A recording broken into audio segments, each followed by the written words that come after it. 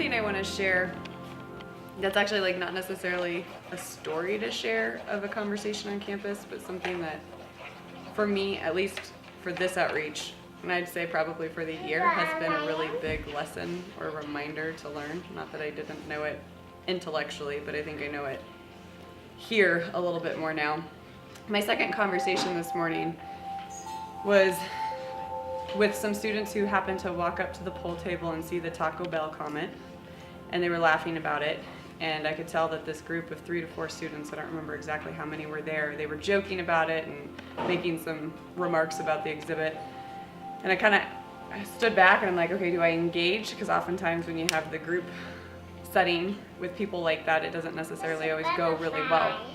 But I happened to walk up to one of the students who was a little bit more animated, and I just said, hey, would you mind if I asked your thoughts? And he turned and he looked at me and he goes, sure, ask away. And the other students, whether it was 2 or 3, they walked away, and I started talking to this guy and asking him if he thought abortion should be legal, and he's like, absolutely. I asked if he thought it should be legal through 9 months. Absolutely. Like, not a problem with it. And then asked him if it was for any circumstance, and even situations where the woman finds out she's pregnant with a girl and decides she wants a boy. He's like, yeah, I think it should be legal in that case. Like, no big deal. So then we went a little bit deeper into why he might believe some of the things that he did. And eventually he kind of shared that no one can really tell other people what to do. There really is no purpose in life. The only purpose that there actually is, or the value that anybody actually has, is in their own mind. They can make up value and make a value system in their own mind, but that doesn't really count for anyone else. At one point he shared that he's a nihilist, and in his demeanor, it was a demeanor that was really hard for me to actually want to have a conversation with. So I'll be really honest, at one point I was like, okay, Rebecca, do you actually want to be in this conversation? Is it going to be productive at all? And so I pondered dropping out of the conversation, and gracefully, and ending it there. And I had this moment that I don't know, maybe it was the Holy Spirit. That would be the most obvious reason, where something hit me and it just said, Rebecca, try to enjoy this person for the person, not for the arguments that he's going to give you. And so I did. I was like, I don't really care if I go into the discussion of abortion right now. I'm going to find out who this guy is, and I'm going to be real with him. And so I asked him if he had always believed that, like the way that he does, and kind of gave me his background or his story, and that wasn't the case. And I have no idea, or at that time I had no idea, like what may have caused the change for him to have such a drastic lifestyle change. But then I just kind of shared with him some of my own past experience of questioning whether God exists and different things like that. And I just said, hey, we're out here to create dialogue, and we're out here to listen. And lo and behold, he opens up and he shares with me that he's post-abortive. He's had an abortion in like the last year.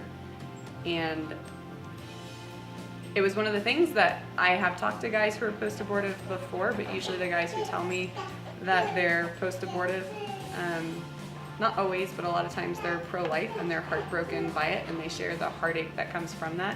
But they actually desired to have the child, and he went on to share with me that prior to the situation, like he was very, very pro-choice, but it had affected him in it actually really affected him. So I'm not going to share his whole story, but he shared more with me a lot of the symptoms, or like the effects that had on him after having the abortion, or his girlfriend having the abortion. And at the end of the conversation, he really thanked me. He actually asked if he could give me a hug. I told him yes. He said he did talk to somebody yesterday, and he said when he saw the exhibit out here, at first when he saw it, he was like, oh, I just wish they'd go away, or like he wanted us to leave. But he said, I really like what you guys are doing. I totally disagree with your position. But he goes, I'm absolutely in agreement with the approach you're taking and what you guys are doing out here. He had hoped to come back and talk because he actually wanted information for being able to read the information online where other men talk about the abortions they've had, because he has never actually talked to anyone about it. But when he shared with me, when he went through the line of all of the different struggles that he had had after the abortion, that made him question, like, he was so pro-choice, he's like, why am I having these struggles? Given that he was fine originally with the abortion, and he wanted to be able to read testimonies of other men who had gone through it, because he just assumed that he was the only guy. Because when I asked him, I was like, have you ever had the chance to talk to somebody who's been through this experience before? He actually said, no, I'm the only guy that I know who's ever gotten a girl pregnant and she's had an abortion. I just looked at him and I'm like, no, you're not the only guy you know. And then he looked at me, he goes, you mean they just don't talk about it? And I go, exactly. And so when I told him I've actually talked to other men who shared similar symptoms, or not symptoms, but feelings that he's had, he just looked at me and he said, that is so helpful to hear.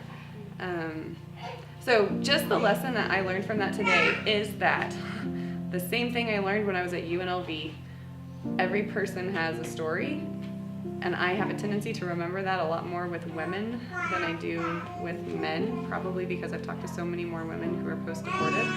But if there are that many women who are post-abortive, there have to be that many men who've also lost a child to abortion. So it's just that reminder that, yeah, to be very present to the person that you're talking to. Not that we don't know that and we don't teach that, but sometimes in conversations when people are up here in their minds talking to us and we're hitting dead ends, I think a lot of times it's just a reminder that there's a lot more going on in the heart.